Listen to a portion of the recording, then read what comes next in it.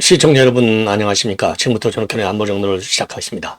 자, 이 김건희 여사의 어제 심야 조사와 관련해서 말이죠. 지금 검찰총장 패심론이 급부상하고 있고 아무래도 저 이원석이 이제 그만둬야 될 것 같아요. 자, 그래서 상당히 지금 고심 중에 있다. 한마디로 굉장히 불만이다 이거죠. 예. 더군다나 말이죠. 그 이원석이가 반드시 사전 보고하라. 요런 지시까지 내려놨다고 합니다. 그런데 전혀 몰랐어요. 자, 그래서 요 상세한 내용을 말씀드리고, 그래서 이제 어제 오후 1시 반에 시작했는데, 밤 11시 한 10분쯤에야 통보했는데, 그때는 왜 통보를 했느냐?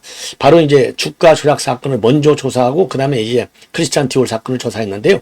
주가 조작 사건에 대해서는 저도 이미 앞에서 여러분께 말씀을 드린 대로, 이게 수사지휘권이 배제되어 있어요. 수사지휘권이 배제되어 있으니까 아예 보고를 안 해버린 거예요. 그러나 생각에 따라서 지휘는 못하더라도, 조사한다는 얘기는 보고를 받을 수 있을 것 아니냐. 여기에 대해서 지금 이원석이가 엄청 지금 불만이 있다는 거예요. 자, 벌써 사퇴를 냈어야죠. 어쨌든가 안에. 자, 그래서 요 내용 자세하게 여러분들께 이제 보도를 해 드리도록 하겠고요.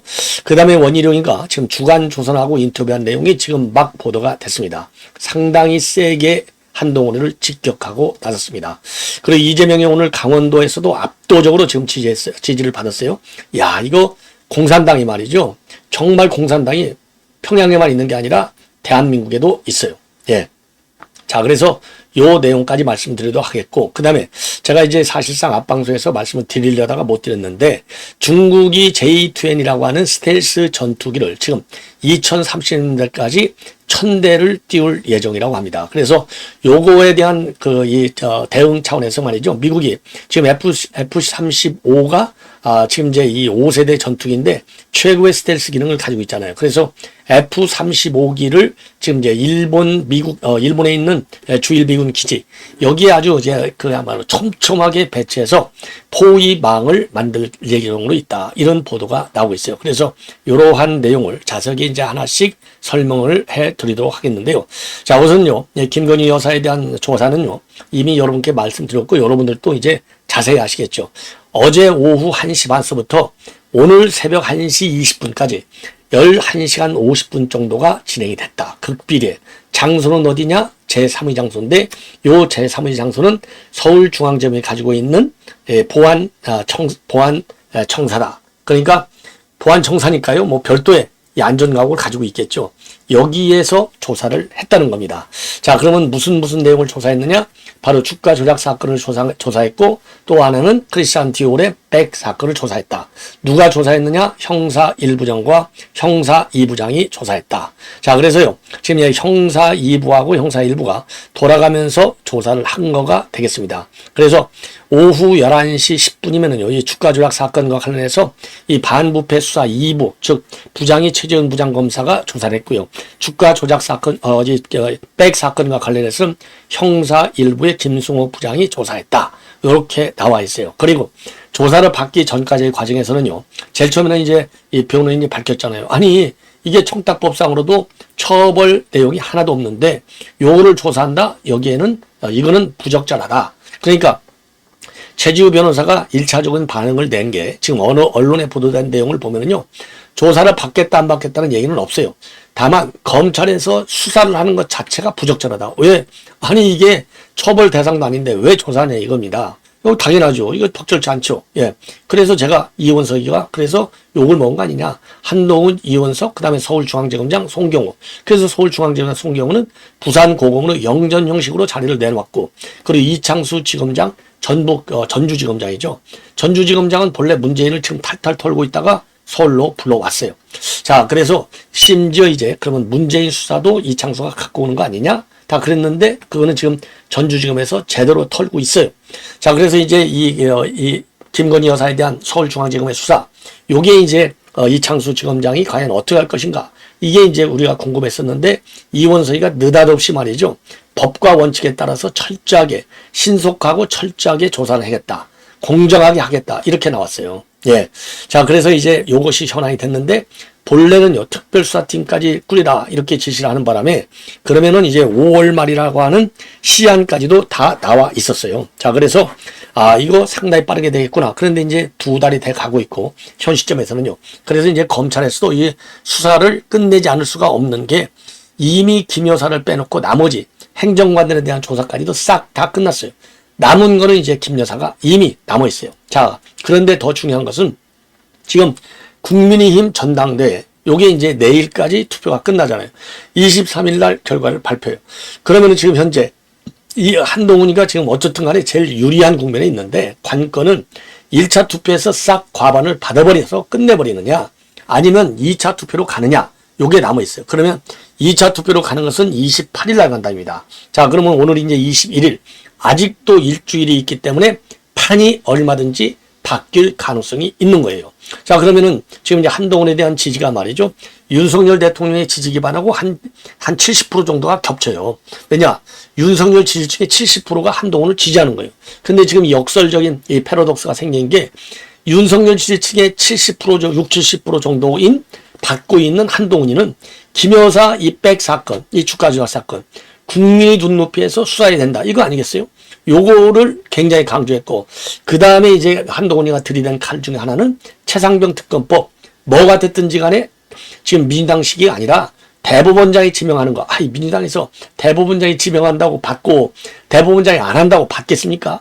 특검을 받으면 그 자체가 사단이 벌어지는 거죠. 왜냐하면 최상병 특검법의 특검에는요, 권한이 어마무시하게 많아요. 판사도 지멋대로 딱 지명할 수 있고, 얼마든지 영장도 칠 수 있고, 지금 박정훈 같은 대령은 공소도 또 취소해버릴 수 있어요. 그리고 지금 최상병 사건과 관련해서 나오는 특검의 대상이라고 명시되지 않은 조그마한 새끼손가락만 해도 하나 걸려있으면 다 수사할 수 있어요. 예. 어마무시한, 이게 바로 우연성, 위법성을 가지고 있는 특검인 거예요. 자, 그러니까 이거 특검을 받는 것 자체가 어마어마한 정치적인 파장을 낳는 것이고, 결국은 192석을 가지고 있는 민주당 지 멋대로 특검을 칼을 흔드는 겁니다. 그러면 쥐들이 말이죠, 다수당을 갖고 있으니까 이게 바로 탄핵 사유다. 바로 탄핵으로 들어가. 이게 시나리오예요, 야당에. 이거 우리가 다 아는 거 아니에요. 그런데 최상병 특검법을 지금 이 시간에도 지지하고 있어요. 자, 그러면은 지금 이제 뭐 상황은 어떻게 될지 모르지만은 지금 현재 여론조사 그동안에 나왔던 걸 보면은 한동훈이가 상당 비율로 리드하고 있잖아요. 그러니까 지금 그런데 지금 나경원 패스트트랙 사건이 터지면서 지금 한동훈이가 흔들거리고 있어요. 그래서 제가 보이는 절반을 지금 1차 투표에서 갖기가 어려울 것이다. 그러면 2차 투표로 넘어가면 2차 투표에서 뒤집어질 가능성도 크다. 가능성을 배제할 수 없다. 이렇게 지금 언론에서도 지금 많이 얘기를 하고 있어요. 그러면 한동훈이가 지금 무기로 삼은 게 바로 김 여사 이거 아닙니까? 최상병 특검법은 이미 지금 뭐 이건 물 건너갔어요. 뭐 민주당도 다 아는 거 아닙니까? 최상병 특검법이 물 건너가니까 대타로 민주당에서 뭘 세우느냐? 윤 대통령 탄핵 청원 청문회를 여는 거 아니에요. 최상병 안 되면 탄핵 청문회 가지고 바로 자기네는 탄핵을 안 하려고 그랬는데 민간인이 청원을 한 거야. 그래서 우리는 마지못하게 법 절차에 따라서 윤석열 정부의 탄핵을 국회에서 논의하는 거야. 요렇게 해서 탄핵 역풍을 모면하려고 하는 게 민주당의 주장이잖아요. 자, 요렇게 지금 되어 있어요. 그러니까, 그런데 지금 검찰에서 이렇게 딱 수사를 해버려가지고 아무것도 안 나와? 지금 검찰에서 수사 중인데 어떻게 이걸 탄핵해? 또 어떻게 특검을 가? 아무리 해도 안 먹히잖아요. 그러니까 수사 결과를 검찰에서 딱 수사해가지고 싹 다 깔끔하게 정리하자 이겁니다. 요런 뜻도 지금 이창수 지검장 머릿속에는 있을 것이다. 예. 제가 그렇게 이제 판단해요. 그러니까 지금 문제는 뭐냐. 그런데 이미 제일 처음부터 이원석이가 뭐라고 그랬어요. 신속하고 철저하게. 그 다음에 지금 이제 추가적으로 보도가 나오는 걸 보면은 김건희 여사에 대한 수사에 대해서는 사전에 나한테 보고하라. 이렇게 돼 있다는 거예요. 근데 이제 문제가 뭐냐. 크리스찬 디올 사건은 보고를 해야 되겠죠. 그러나 주가 조작 사건은 수사 지휘권이 배제돼 있어요. 추미애가 윤석열 대통령 할 때 배제시켰어요. 요거를 어느 누구도 보고는 안 시켰어요. 한동훈이도 보고는 안 시켰고 지금 박성재도 보고는 안 시켰어. 여기에 대한 수사 지휘권이 없습니다. 자, 그러니까 이거는 이창수 지검장 말이 맞죠. 보고를 안 한 거예요. 그리고 이 사람은 김건희 여사 딱 한 분인데 크리스찬 디올 것만 조사하겠습니다. 도 아니고 저도 처음부터 그랬잖아요. 같이 묶어서 한꺼번에 조사한다. 예. 그 같이 묶었는데, 그러면 김건희 여사의 입을 반만 딱 닫아놓고 조사할 겁니까? 그러니까 아예 일괄적으로 보고를 안 해버린 거예요. 보고 안 한 법리, 이론적인 틀은 이창수 지검장이 맞아요. 그런데 이제 문제는 뭐냐. 이원석이가 반드시 사전에 보고하라. 이렇게 얘기했다는 거예요. 그러니까 이원석 입장에서는 사전에 보고 안 했으니까 불쾌해서 검찰 패싱, 검찰총장 패싱. 그래서 논란이 지금 쫙 지금 올라오고 있다는 겁니다. 그러면 보고 시점은 언제냐? 어제 낮 1시 반에 보고를 시작했잖아요. 밤 11시 10분쯤에 보고를 했다는 겁니다. 왜? 그때 주가 조작 사건 조사는 끝났다는 겁니다. 밤 11시 10분에. 그러니까 이제 주가 조작 사건 수사 지휘권이 배제됐잖아요. 그러니까 이제 이 크리스찬 디올의 파우치백 요거는 보고를 한 겁니다. 예. 그런데 이창수 지검장이 보고도 직접 대면 보고가 아니라 유선 보고를 한 것으로 그렇게 알려지고 있어요. 예. 유선 보고. 뭐 급하니까 유선 보고했겠죠. 그래서 대검에서도 말이죠. 사전 보고가 이루어지지 않았다. 예. 그리고 또 하나 이제 내용은요. 어제 당일까지만 해도 김건희 여사에 대한 조사가 불투명했다고 합니다. 자, 그런데 어제 갑자기 말이죠. 김 여사 측에서 명품 이 크리스찬 디올백 사건도 조사를 받겠다.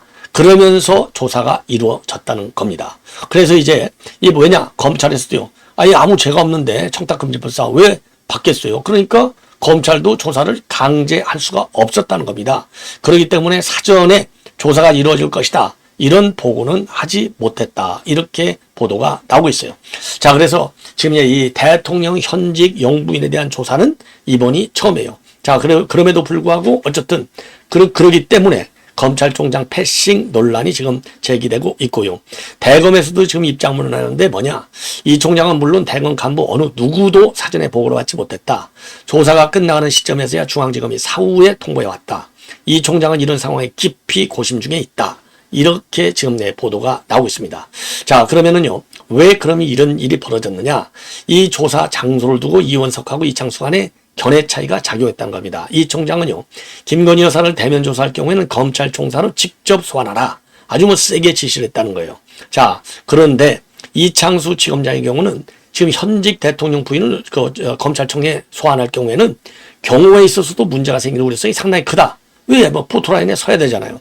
그래서 이런 것도 원인이 됐다는 겁니다. 그러니까 하나는 수사 지휘권이 배제되어 있는 면이 하나 있고, 그 다음에는 경호상의 안전 문제 때문에 그래서 경호실하고 협조해가지고, 자, 그래서 이제 경호와 안전상의 이유로, 안전상의로 정부 보안청사로 이동해서 소환해서 대면 조사를 벌였다. 이렇게 지금 밝혀지고 있어요. 자, 그래서 요게 이제 그래서 검찰총장이 좀 전에 말씀을 드린 대로 상황에 대해서 굉장히 고심 중에 있다. 여기서 고심이라는 게 뭐겠어요? 내가 사표를 낼 것인지 안 낼 것인지에 대해서 지금 고심하고 있다는 얘기인데, 이 정도가 되면 말이죠. 사퇴를 하라. 당당하게. 이게 본인이 우선 불을 저지르는 거 아니에요. 예. 자, 저는 그렇게 말씀을 드리고, 그래서 지금 상황에서는요, 사퇴하는 것이 오히려 지금 이원석의 명예를 덜 훼손한 것이 아니냐. 이렇게 생각이 듭니다. 예. 자, 그리고 지난 12일 날 이 최지우 변호사가 말이죠. 개인 의견임을 전제로 해서 처벌 규정도 없는데 현직 영부인 소환하는 것은 부적절하다. 이런 사건에서 현직 영부인을 소환하게 되면은 부정적 선례가 될 것이다. 그래서 좀 부정적인 입장을 내놓은 바 있습니다. 자, 그래서 그리고요. 지금 요 조사와 관련해서 그동안에 이제 뭐 이순자 여사도 조사했고 권양숙 여사도 조사를 한 바 있어요. 근데 그분들은 현직 대통령 부인이 아니고 퇴직한 상태에서 조사를 한 겁니다. 자, 이제 이순자 여사의 경우는 비자금, 그리고 이제 권양숙 여사는 말이 많았잖아요. 그러니까 이제 조사가 불가피한데 그분들은 이제 리타이어 하고 나서 조사를 한 거고요. 그 조사를 한 거예요. 그래서 현직 영부인을 갖다가 조사한 것은 이번이 처음인 거가 되겠습니다. 자, 이 정도로 해서 말이죠. 지금 이제 내용을 대충, 좀 대충이 아니고 이제 핵심 중심으로 해서 여러분께 이제 말씀을 드렸습니다. 자, 그래서 여당에서는요, 그야말로 이제 법과 원칙에 따라서 철저하게 수사했다. 이렇게 입장을 밝히고 있고, 민주당에서는 이건 소환 쇼다. 검찰과의 약속 대련이다. 이렇게 비판하고 있는데, 이런, 제가 이미 말씀을 드렸잖아요. 이거 무슨 조사를 하든 간에 민주당에서는 어차피 가짜 왜곡된 뉴스를 가지고 프레임을 짜서 비판할 것이다. 이렇게 했는데 똑같이 지금 나오고 있어요. 그래서 민주당의 이런 반응도 우리 이제 여당에서는 지금 강력히 비판하고 나섰습니다. 자, 그럼 참고적으로 말이죠. 이순자 여사의 경우는 2004년도 5월 11일 날 비자금 사건 관련해서 참고인 신문으로 대검 중수부 조사를 받았는데 요 조사는요. 불과 1시간 반밖에 안 걸렸어요.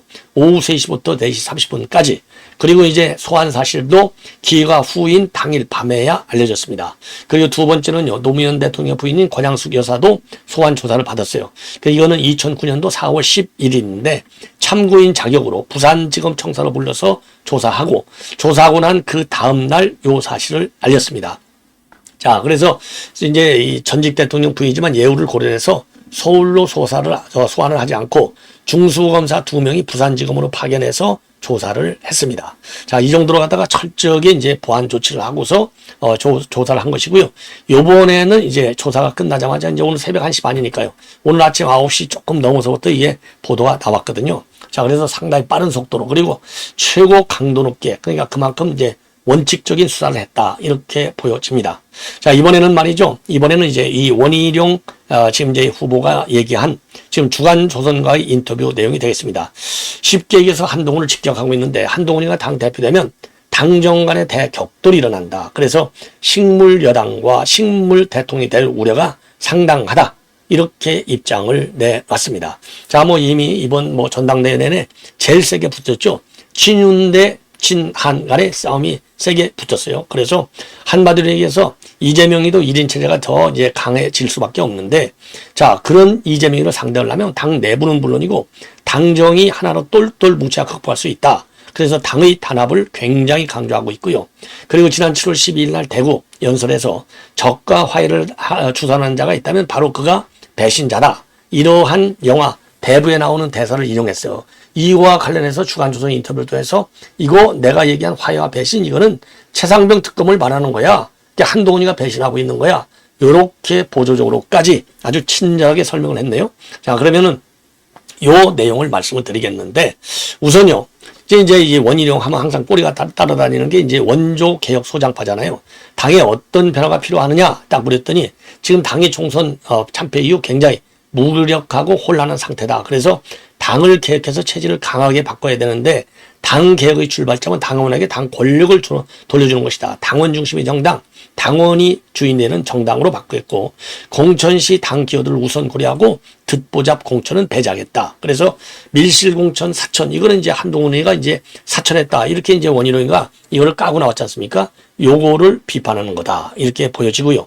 그 다음에 지금 말씀드린 대로 이 사천의혹 내용이라는 게 뭐냐? 딱 그랬더니 제가 대표적인 사천 대상에 대해서는 사실상 이름까지 공개를 했는데 그들이 어떻게 공천이 됐는지 공천 과정에 대해서 당무 감찰을 하거나 총선 백서를 작성하는 과정에서 관계자들의 진술과 이야기를 확인했을 때 다른 납득할 만한 설명이 있다면 제가 깨끗이 승복한다. 그리고 거기에 대해서도 내가 책임도 지겠다. 그런데 제가 조사한 바에 의하면 한동훈의 측근 또는 가까운 사람들과의 관계 외에는 설명이 안 된 상태에서 비례대표 공천을 받은 사람이 많다. 이렇게 얘기했고요. 그리고 총선 백서에는 당연히 이거 담아야 될 것이 아니냐. 예. 자, 당연히 담아야 된다.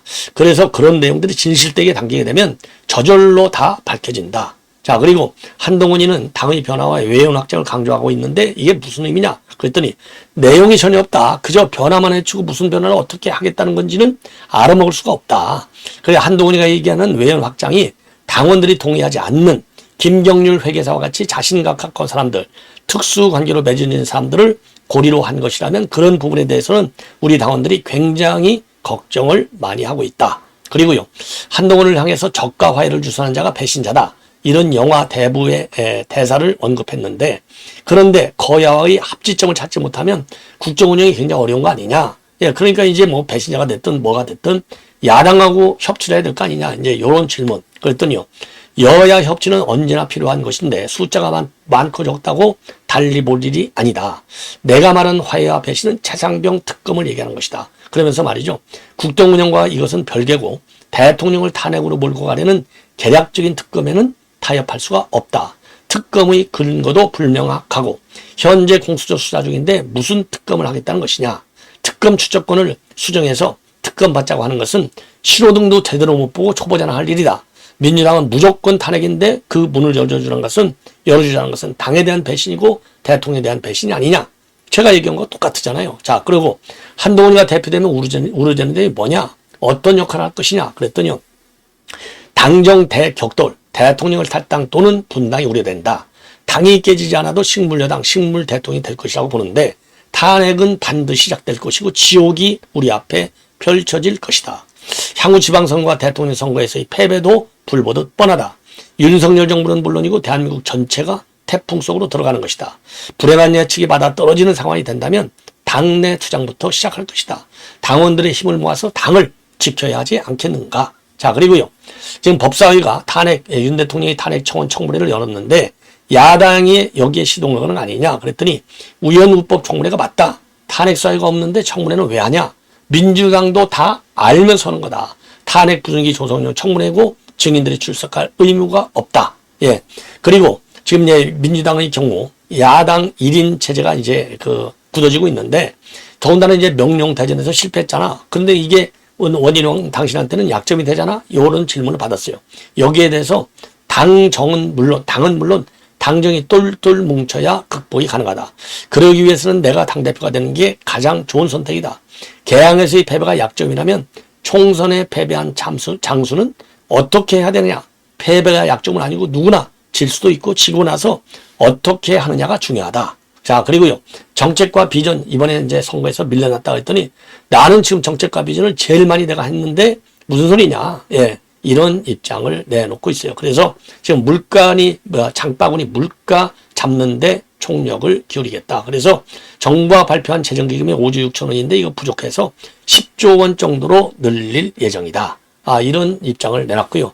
그리고 당이 금리나 도리도 주도해 나가도록 하겠다. 이렇게 입장을 밝혔습니다. 자, 마지막으로 말이죠. 오늘 강원도 경선에서 이재명이는 또 90%가 넘는 득표율을 올렸습니다. 90.02%. 자, 김두관이는 8.90%, 김지수가 1.0. 그래서 말이죠. 지금 이제 어제 인천 제주까지 합치면 90.75를 했는데 오늘 또 90.75, 90.02 거의 같은 지금 득표율을 올렸어요. 예. 그래서 그리고 말이죠. 지금 8명이 붙어 있는데 최고위원 경선 결과를 보면은 정봉주, 김병주, 그 다음에 전현희 순으로 되어 있습니다. 정봉주가 압도적으로 20.33% 1등, 김병주가 18.14, 전현희가 14.88, 그 다음에 이제 김민석이가 12.48, 이현주가 12.14. 자, 그래서 지금 이현주까지가 지금 5등으로 들어와 있고요. 한준호, 강선우, 민영배가 뒤로 밀리고 있습니다. 그래서 이제 오늘 오후에는요, 경북 지역, 대구 경북 지역에서 하는데, 요거 보나마나 이거 볼 필요가 없는 것이죠. 예. 이 정도로 해서, 지금 본 방송을 마치겠습니다. 시청자 여러분들의 많은 시청 부탁드립니다. 대단히 고맙습니다.